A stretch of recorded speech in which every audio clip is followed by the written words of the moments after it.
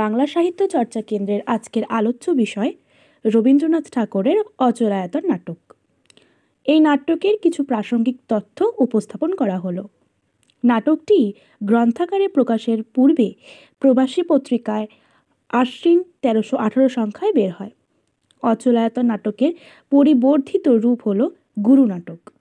নাটকটি উৎসর্গ করা হয়েছে অধ্যাপক শ্রীযুক্ত যদুনাথ সরকার মহাশয়ের নামে। নাটকটি লেখা হয়েছিল শিলাইদহ 15ই আষাঢ় 1318 বঙ্গাব্দে। অচলায়তন নাটকের মোট দৃশ্য ও স্থানগুলি দেওয়া হলো। প্রথম দৃশ্য অচলায়তনের গৃহ, দ্বিতীয় দৃশ্য পাহাড় মাঠ, তৃতীয় দৃশ্য অচলায়তন, চতুর্থ দৃশ্য দর্ভকপল্লী, পঞ্চম দৃশ্য অচলায়তন এবং ষষ্ঠ দৃশ্য হলো দর্ভকপল্লী। অচলায়তন নাটকে আমরা কিছু গান দেখতে পাই এবং এই গানগুলো পরপর কিভাবে কার কার কণ্ঠে গাওয়া হয়েছে তা আমরা তুলে ধরছি। প্রথম গান তুমি ডাক দিয়েছ কোন সকালে, এটি যার কণ্ঠে সে হলো পঞ্চক। দ্বিতীয় গান বেজে ওঠে পঞ্চমে স্বর, এটিও পঞ্চকের গাওয়া। তৃতীয় গান দূরে কোথায় দূরে দূরে, এটিও পঞ্চকের কণ্ঠে রয়েছে। এবং চতুর্থ গান এ পথ গেছে কোনখানে গো কোনখানে, এটিও পঞ্চকের কণ্ঠে। পঞ্চম গান আছে আমরা চাষ করি আনন্দে, আমরা এই গানটি শুনতে পাই প্রথম সোনপাংশুর গলায়। ষষ্ঠ গান কঠিন লোহা কঠিন ঘুমে ছিল অচেতন, এই গানটি তৃতীয় সোনপাংশুর কণ্ঠে শোনা যায়। সপ্তম গান সব কাজে হাত লাগাই মোরা সব কাজে, এটি সোমপাংশুগণের গান। অষ্টম গান ঘরেতে ভ্রমর এলো গুনগুনিয়ে, এই গানটি করেছে পঞ্চক। 9 নম্বর গান আমরা দেখতে পাই এই একলা মোদের হাজার মানুষ দাদা ঠাকুর, এটি প্রথম সোমপাংশুর গান। দশম গান যা হবার তা হবেই যে আমাকে কাদায়, এই গানটি করেছিলেন দাদা ঠাকুর। দাদা ঠাকুরের কণ্ঠের এটি কিন্তু প্রথম গান। 11 নম্বরে রয়েছে আমি কারে ডাকিকো, এই গানটি পঞ্চকের কণ্ঠে। 12 নম্বর বুঝি এলো ওরে প্রাণ, এই গানটি দাদা ঠাকুরের কণ্ঠে। 13 নম্বর আজ যেমন করে গাইছে আকাশ, এই গানটি আমরা শুনতে পাই পঞ্চকের গলায়। 14 নম্বর হারে রে রে রে রে আমায় ছেড়ে দে রে দে রে, এই গানটিও পঞ্চকের কণ্ঠে রয়েছে। 15 নম্বর গান ওরে ওরে ওরে আমার মন মেতেছে, পঞ্চকের কণ্ঠে। 16 নম্বর ওরে ভাই নাচ রে ও ভাই নাচ রে, এটিও পঞ্চকের কণ্ঠে। 17 নম্বর এই মৌমাছিদের ঘর ছাড়া কে করেছে রে, এই গানটি করেছে পঞ্চক। 18 নম্বর গান ও অকুলের কুল ও অগতির গতি, প্রথম দর্ভকের গলায় আমরা এই গানটি শুনতে পাই। 19 নম্বর আমরা তারেই জানি সাথের সাথী, দর্ভক দল এই গানটি করেছিলেন। 20 নম্বর পরের কাঠারি গো এবারে ঘাট কি দেখা যায়, এই গানটি আচার্যের গলায় এটি প্রথম গান। 21 নম্বর গান সকল জনম ভোরে ও মোর দরদিয়া, এটি পঞ্চকের গলায়। 22 নম্বর উতলা ধারা বাদল ঝরে, দ্বিতীয় দর্ভকের কণ্ঠে আমরা এই গানটি শুনতে পাই। 23 নম্বরে আমরা আচার্যের কণ্ঠে একটি গান শুনতে পাই, সেটা হচ্ছে ভুলে গিয়ে জীবন মরণ। 24 নম্বরে আমরা যে গানটি পাই সেটি হচ্ছে আলো আমার আলো ওগো, এটি প্রথম বালক করে। 25 নম্বর যিনি সকল কাজের কাজী মোরা, সোনপাংশুগণ এই গানটি করেছিলেন। 26 নম্বর আমি যে সব নিতে চাই, এই গানটি পঞ্চকের কণ্ঠে। এবং 27 নম্বর গান আর নহে আর নয়, এটিও পঞ্চকের কণ্ঠে শোনা যায়। যে সমস্ত মন্ত্রের বা পুজোর বিধির কথা আমরা এই নাটকে উল্লেখ পাই সেগুলি ক্রমানুসারে আমরা আলোচনা করছি। প্রথম যে মন্ত্রটার কথা আমরা পাই সেটা হচ্ছে বজ্র বিদারণ মন্ত্র। এই মন্ত্রটি পঞ্চক 7 দিনে মুখস্থ করতে পারেনি। এই মন্ত্রটি প্রত্যহ সূর্যোদয় ও সূর্যাস্তে 69 বার জপ করলে 90 বছর পর্যন্ত পরমায়ু হয়। দ্বিতীয় মন্ত্র আমরা পাই যে সপ্তকুমারিকা গাথা পাঠ। শঙ্খ বাজলে মহাপঞ্চক গিয়েছিল এই সপ্তকুমারিকা গাথা পাঠের ওখানে। ধ্বজাগ্র কেউরি প্রথম ছাত্র বলেছিল তাদের এই পর্যন্ত শেখা হয়েছে। চক্রেশ মন্ত্র দ্বিতীয় ছাত্র পঞ্চককে বলেছিল, পঞ্চক কিন্তু এই মন্ত্রটা শিখে উঠতে পারেনি। মরীচি তৃতীয় ছাত্র পঞ্চককে বলেছিল, পঞ্চক যা শিখে উঠতে পারেনি। মহামরীচি প্রথম ছাত্র পঞ্চককে বলেছিল, পঞ্চক এই মন্ত্র শিখে উঠতে পারেনি। পর্ণশবরী দ্বিতীয় ছাত্র পঞ্চককে বলেছিল, পঞ্চক যা শিখতে পারেনি। শৃঙ্গভেরিব্রত কাকচঞ্চু পরিপরীক্ষা ছাগল শোধন দাবিংশ পিশাচ ভয় ভঞ্জন দ্বিতীয় ছাত্র পঞ্চককে এই সমস্ত নাম বলেছিল যা শিখতে না পারলে অচলায়তনের ছাত্র হিসেবে লোক সমাজে পরিচয় দেবে কোন লজ্জায়, এমন কথা বলেন। আর্য অষ্টোত্তর শত অচলায়তনের ছাত্রদের মধ্যে একমাত্র মহাপঞ্চক যা নিয়ে পড়েছিল সেটি হলো এই আর্য অষ্টোত্তর শত। এরপরে আসছে মহাময়ূরী দেবীর পুজোর প্রসঙ্গ। মহাময়ূরী দেবীর কথা আমরা অচলায়তনে পাই।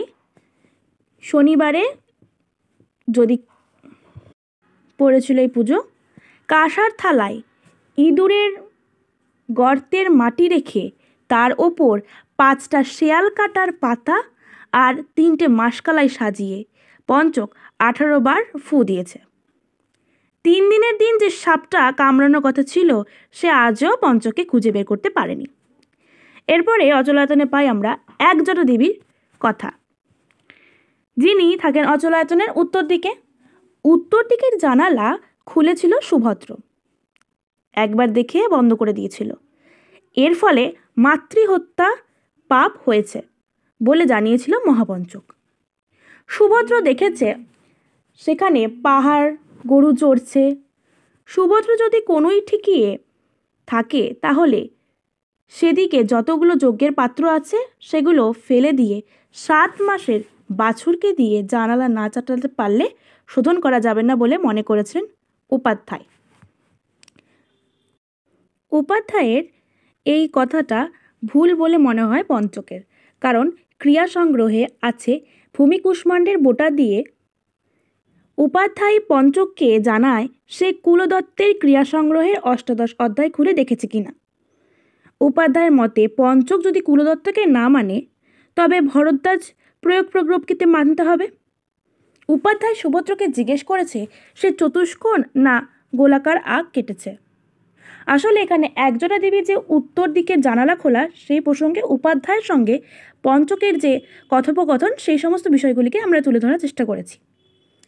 তারপরে বলা হয়েছিল এই নাটকে যে 345 বছরের এই জানালা কেউ খোলেনি, যা সুভদ্র খুলেছে, তাই সুভদ্রের জয় জয়কার হবে বলে জানিয়েছে পঞ্চক।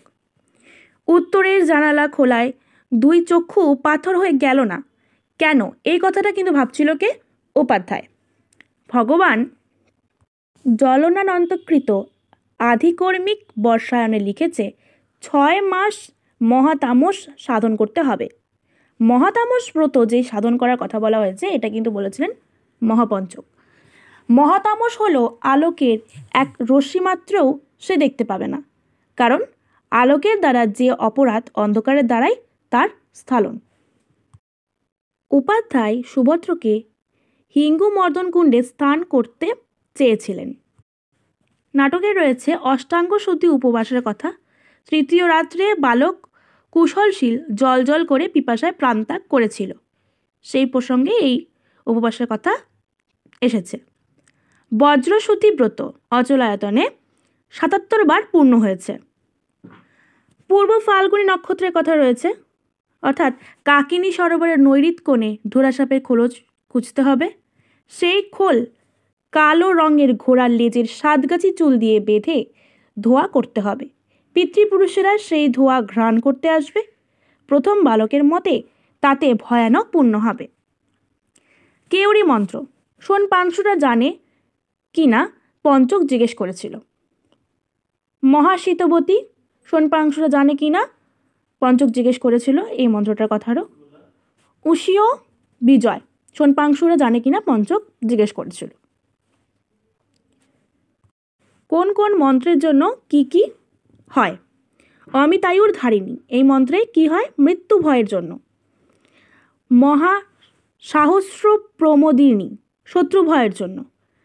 গৃহমাতৃকা, ঘরের ভয়ের জন্য। অভয়ঙ্করী, বাইরের ভয়ের জন্য। মহাময়ূরী, সাপের ভয়ের জন্য।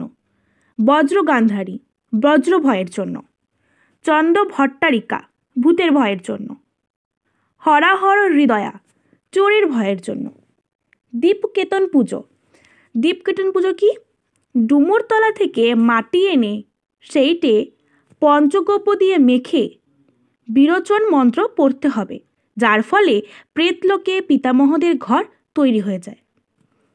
দ্বাদশী, লোকেশ্বর ব্রতের পালনের দিনকে দ্বাদশী বলা হয়েছে। এখানে কিছু উল্লেখযোগ্য আমরা সংলাপ পাই, সেগুলি তুলে ধরার চেষ্টা করা হলো। প্রথমে রয়েছে ওম তট তট তোটয় তোটয়, যা পঞ্চক ও মহাপঞ্চকের কথায় আমরা শুনতে পাই। হরেৎপক্ষীর নখাগ্রে যে পরিমাণ ধূলিকণা লাগে সেই পরিমাণ জ্যোতি, এটা অচলায়তনের দ্বিতীয় ছাত্র বলেছিল। চাতুর্মাসের সময় গুরু আসবেন বলেছে বিশ্বম্বর। মহাপঞ্চক কারো প্রশ্নের উত্তর দিয়ে সময় নষ্ট করেন না, কথাটি বলেছে বিশ্বম্বর। বর্ষার আরম্ভে আমাদের গুরু নাকি এখানে আসবেন বলেছে বিশ্বম্বর। আমি দুটোর বেশি একটাও শিখিনি। তৃতীয় প্রকরণের মধ্যমাঙ্গুলির কোন পর্বটা কতবার কতখানি জলে ডুবোতে হবে সেটা ঠিক করতে গিয়ে অন্য আঙ্গুলের অস্তিত্বই ভুলে যাই। কেবল একমাত্র বৃদ্ধাঙ্গুষ্ঠটা আমার খুব অভ্যাস হয়ে গেছে, এ কথাটি বলেছে পঞ্চক। পাপে একটুকু গন্ধ পেলে একেবারে মাছির মতো ছোটে বলেছে পঞ্চক। তিনি পুঁথি নন, শাস্ত্র নন, বৃত্তি নন, তিনি গুরু বলেছে আচার্য। শিলা জলে ভাসে, ম্লেচ্ছরা অচলায়তনে প্রাচীর ফুটো করে দেবে বলেছে মহাপঞ্চক। পিতার মৃত্যুর পর সকলের অবজ্ঞা নিয়ে অচলায়তনে প্রবেশ করেছিল মহাপঞ্চক। হরেৎপক্ষী বাস করে কোথায়? দধি সমুদ্রের পারে মহাজম্বুদ্বীপে। জয়োত্তমের বয়স 21 বছর, যার মধ্যে একবারও গুরু আসেননি। সঞ্জীবের মতে 58 প্রকার আচমন বিধির মধ্যে পঞ্চক 5টি প্রকরণ শিখেছে। পঞ্চকের মতে প্রায়শ্চিত্ত আছে 20-25 হাজার। পঞ্চক অচলায়তনে না এলে যার 12 আনা কেবল পুঁথিতে লেখা থাকত। পটুবর্ম উপাধ্যায়ের কাছে নালিশ করেছে, শুক্রবারে প্রথম প্রহরে উপদিশ্য তার গায়ে হাই তুলেছে, আর পঞ্চক সকলের সাহস বাড়িয়ে দেওয়ার জন্য পটুবর্মকে ডেকে তার গায়ে 100 বার হাই তুলতে বলেছে। 15 জন ছেলেকে 150 হাই তুলতে বলেছিল পঞ্চক। নাটকে উপাচার্যের নাম সুতোষম আর আচার্যের নাম হলো অদিনপূর্ণ। 3 প্রহর 3.5 দণ্ড পেরোলে তা অতিক্রম করলে গো পরিক্রমণ শুরু হবে। সোংপাংশুরা কাকুরের চাষ করে, খেসারি ডালের চাষ করে। পঞ্চকদের পিতামহ যে কাকুরের মধ্যে জন্মগ্রহণ করেছিল সে হলো বিষকম্বী। এক মস্ত বুড়ো খেসারি ডালের ক্ষেতের উপর অভিশাপ দিয়েছিল, কারণ একটা খেসারি ডালের গুঁড়ো উপবাসের দিন বুড়োর গোফের উপর পড়েছিল, ফলে উপবাসের পুণ্য ফল হতে 60 সহস্র ভাগের 1 ভাগ কম পড়ে গিয়েছিল। সোংপাংশুরা লোহার কাজ করে, পঞ্চকরা কেবল তামা পিতলের কাজ করে আসছে। পঞ্চকরা ষষ্ঠীর দিন যদি মঙ্গলবার পড়ে তবে স্নান করে হাঁপড় ছুঁতে পারে, কিন্তু লোহা পিটাতে পারে না। যে রাক্ষসীর মাথা মুড়োনো চুলের জটা দিয়ে তৈরি পঞ্চক মনে করেছিল সে হলো ত্রিশিরা রাক্ষসী। নাপিত ক্ষৌরকর্ম করতে করতে বা গালে রক্ত বের করলে সোংপাংশুরা যা করে, নাপিতের 2 গালে চর কষিয়ে দেয়। নাপিত ক্ষৌরকর্ম করতে করতে বা গালে রক্ত বের করলে সোংপাংশুরা নদী পার হওয়া দরকার হলে খেয়া নৌকায় উঠতে পারে কিনা জিজ্ঞেস করেছে পঞ্চক। দিক চক্রচন্দিকা পুঁথিতে 10টা দিকের 10 রকম রং, গন্ধ, স্বাদের বিষয়ে খোলসা করে লেখা হয়েছে। দক্ষিণ দিকের রং হচ্ছে রুই মাছের পেটের মতো, ওর গন্ধটা দধির গন্ধ, স্বাদটা ঈষৎ মিষ্টি। পূর্ব দিকের রংটা হচ্ছে সবুজ, গন্ধটা মদমত্ত হাতির মতো, স্বাদটা বকুল ফলের মতো কষা। নৈঋত কোণের কথাও আছে।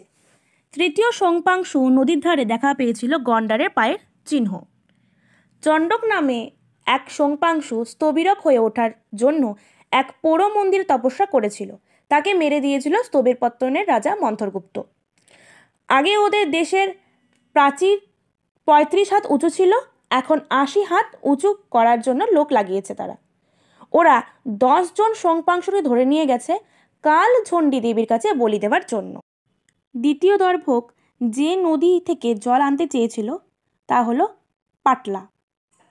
গুরু এলে যে দাঁড়ে দাঁড়িয়ে মহারক্ষা পড়তে পারবে তাকে হতে হবে কি, যে ছেলের মা বাবা ভাই বোন কেউ মরেনি এমন নবম গর্ভের সন্তান হতে হবে। গুরুকে চেনে তারা হলেন অচলায়তনে যে শাক বাজায় সেই বৃদ্ধ, আর পুজোর ফুল যে জোগাড় দেয় সে। গুরু আসার আনন্দে বন্ধ হয়েছিল সরাসন পংক্তি ধৌতি। উপাধ্যায় একাদশীর তর্পণ করবে বলে ইন্দ্রতুনের খোঁজে বেরিয়েছিল। দর্ভকরা গুরুকে যা দিয়ে আপ্যায়ন করবে বলেছে। বনের জাম, ঘরের খেজুর, কালো গরুর দুধ, মাসকালাই ও ভাত। গোসাই বেশে গুরু পূর্ণিমার দিনে পিঠে খেয়ে গেছে। যার মাসি পরশু পিঠে তৈরি করেছিল সে হলো কেতন, অর্থাৎ কেশতনের মাসি।